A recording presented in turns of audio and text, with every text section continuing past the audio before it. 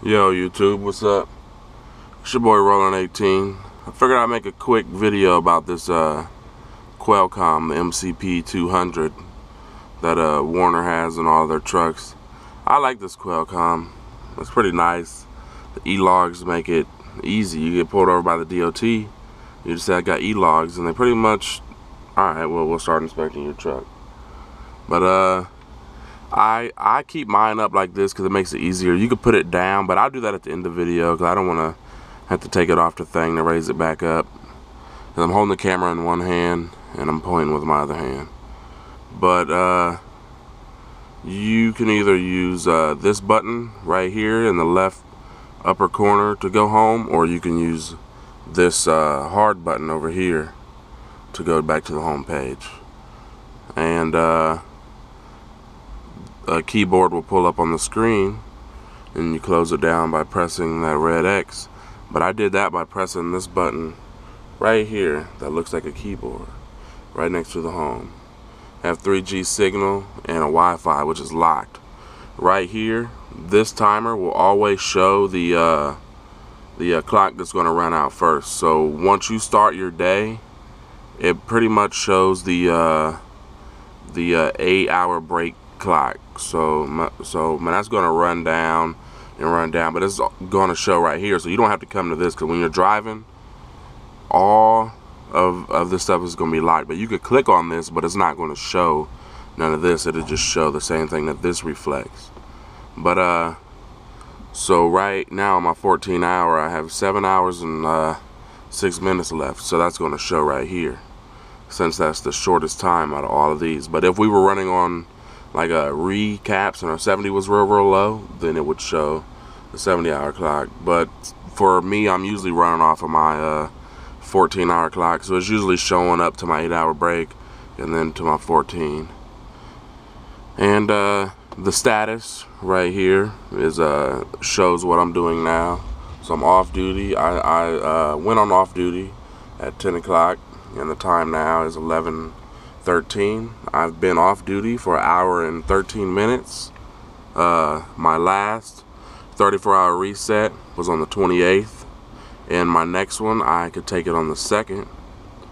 Hours to be gained at 12 o'clock tonight is 0 because I'm not running off my recaps, and hours to be gained in 2 days is 0 because I'm not even close to running off my recaps. Mileage today, I only did 81 miles today because I left the truck stop, went to the distribution center, which was about 40 miles, and then to a scrap yard, total 14 miles for that, and then 14 miles down to where I'm at now. But to change your status, you just press change, off duty. Once you click on off duty or like sleeper berth, the drop arrow will come down and you just have to check it in there, and then you can press OK. But driving, it goes on driving by itself, but you can put yourself on there if you want to, but you have to press drive. But now for on duty, it has all this different stuff you can search to. If you're in an accident, you're loading, unloading, cargo check, DOT inspection, drop and hook, drop trailer, pre-trip inspection, fuel, on duty.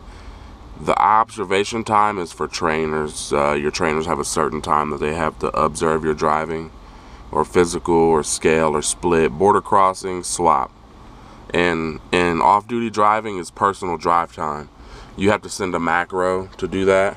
But I did it once and I got a violation for it. I posted a video of it, so if you watch that video, to keep from getting a violation, you don't do your 15-minute pre-trip before going off-duty driving. You go straight on off-duty driving, drive back to the DC or wherever you're loading or unloading, and then you do your 15-minute pre-trip when you're ready to roll.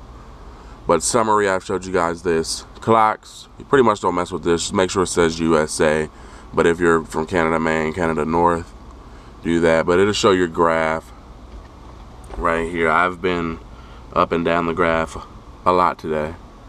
And then the day log. This pretty much just shows everything. This is how I know what time I have to shut down. So I started my day at 4:17, which this is an hour behind. This is always on Central Time, the time for Omaha, Nebraska, which is where our main terminal's at. This is always on that time zone. So really I started at 5:18, so I have to shut down. I'm running off my 14-hour clock, so I have to shut down by 7:18. But if I was running off my 11-hour clock, I'd have to shut down by 4:18 because 11 hours passed. So then I drove for 47 minutes, and then I went on duty for 13 minutes. It shows the time and the location, everything. It's pretty slick. I like that it does that. I need some water because I'm still a little sick, but hold up. Alright, y'all, I had to pause that and get some water. I was about to cough all over the place. But right here, this shows the date. So today is 7/31. You can go back yesterday. You can go back up to 8 days.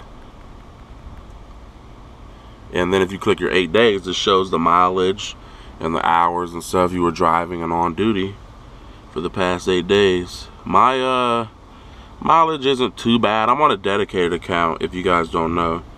And we do a lot of live unloading, so your mileage might not be good, but your paycheck is going to be even better. But this right here, you have to approve all this. And this is also where you can edit your logbook. Right here. This video is long. This is I might have to break this up into multiple parts. But you can't edit the drive line. So on duty I can edit that. So I can click edit and just change that whole time to off duty. But that's if I was really off duty. You can't just edit it and lie. But if you were really on off duty but forgot to put yourself on duty, or vice versa, or sleeper berth or something, then you just click here and change it. Sleeper berth, and then a sleeper berth, and then it's going to ask you why, and then you'll put was in the sleeper and all that other stuff. This right here shows the current load that I'm under now. Okay, now this rest of this stuff I'm gonna make it really fast, y'all, because the logbook is the main important thing. The logbook and the messaging. This right here just shows all the messages that were in the inbox, the outbox messages you sent. Compose has all the macros and stuff. If you want to hurry up and just get to a macro instead of searching through, you can type it in there, or click here if it gets all jacked up. Then you go back to 3, or just press on the numbers and it'll scroll around to whatever you want it to. But moving on, to log in, like alright here, like I'm the active driver, but if I was a trainer and I had a student, his name would be here. So let's just say his name is St. Nicholas, and St. Nicholas's name would be right here, but his status will not be active.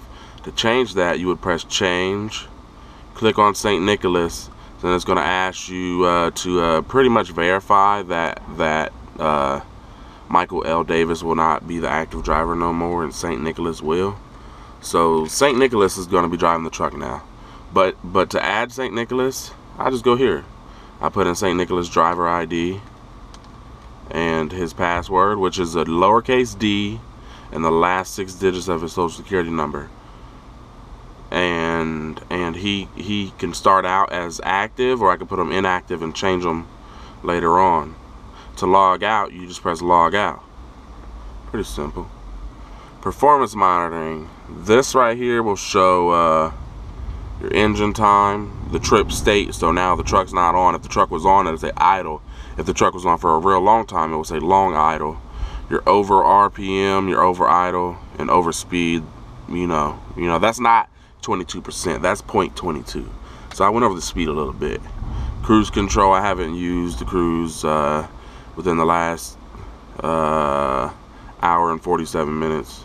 The top gear is 54%. Fuel mileage 7.6. Oh well.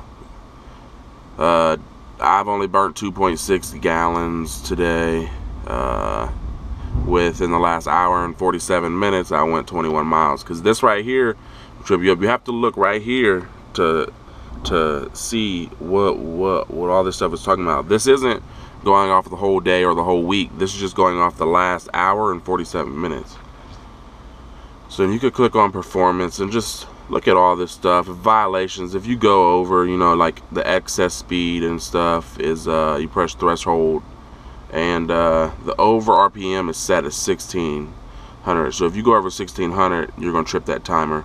The over speed is 67 miles per hour and the excess speed is 69.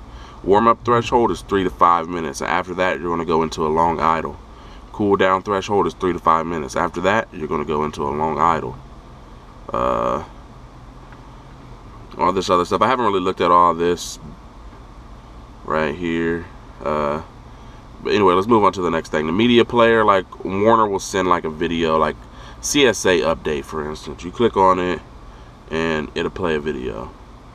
We're not going to watch the video though. It's kind of boring. Sometimes videos watch themselves. You guys know what I mean. This is YouTube. A web browser, alarm clock, you know, it's just a regular alarm clock. You can press the back button to go back instead of pressing the home button, but it's going to take you to the home page anyway. So settings, this is how you calibrate everything. I will show you guys this for sure. Display, and you press calibrate. And me, I like to use the little pull-out pin on the side to calibrate it, because it gets it dialed in there just right. Somebody's gonna say that you should use your finger, but I always use this thing to calibrate it, and it gets it pretty daggone good. And there. If you're wondering where I got this from, right here on the side, in and out by the power cord. Alright, so now let's go on. They have training, so this thing will actually you know, like do like a little training course for you or something. I don't know, I haven't did that. That's my first time clicking on it, but it seems self-explanatory. Critical event reporting. So if you want to report that, which I don't know why you would. I guess if somebody wrecked or something, then you could do that. But I would just call 911. But this is the best part right here. They have games on here. They have fucking games on this joint. But anyway, here's the games and all that stuff. You could turn up the brightness by pressing this knob right here with the light bulb on it. Press it. You can turn the screen off. Driving at night, I like to turn the screen off, turn my red lights on, and get busy. You can turn it up pretty bright. This at night is ridiculously bright, by the way. The volume, I keep mine down, all the way down. I don't want to hear this thing talking all day. Because look, if you turn the volume up, you press home. Home. Messaging. Do you want to hear that all day? You click on something. You have 6 hours and 54 minutes of remaining drive time. I know I don't want to hear Home. that. Messaging. Heck no, I don't want to hear that. Anyway, the volume is right here on the bottom corner. Up, down, up, down, up, down. This right here, I haven't pressed it, but it looks like it will compose a message if I hold it in or something, I guess. I don't know.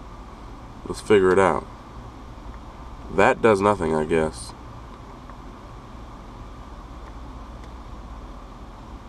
Yeah, that does nothing. But anyway, you could use these little D-pad things to go up and down. Search, inbox, compose, and whatnot. You press the center to select. Then you press the speech key. I don't know what it does if you just press it. 68. You have 0 new messages, 4 of 268. Oh. Alright, so that'll tell me how many new messages I have and which message is selected now.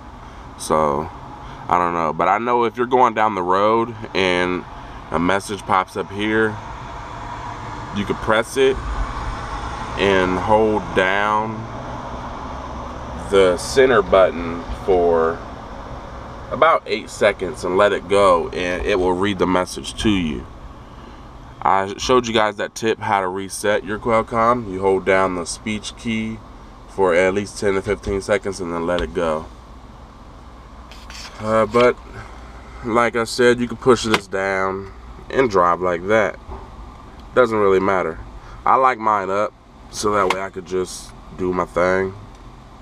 You know, like I stop, bam, bam, bam, bam, bam, do it quick. I don't have to open it up. But that's the Qualcomm, y'all. It's the MCP200. It's on this little stand. It does come off of there, however. Hold on, let me use my right hand. I never take mine off, but it does come off. This is what the back of it looks like. This is what this little holder looks like. The holder moves around, but you put it back on there. You have to put the bottom in first because it's got these grooves, so then you push the top in. I like having mine opened up. Alright, y'all, hopefully you learned something, or this was interesting to you. Home. Messaging. But let me get out of here, put this video on the laptop and get it ready to export so I can upload it when I get home on Saturday. Alright, y'all, take care. It's your boy Roland 18. Subscribe, check out my other videos, thumbs up.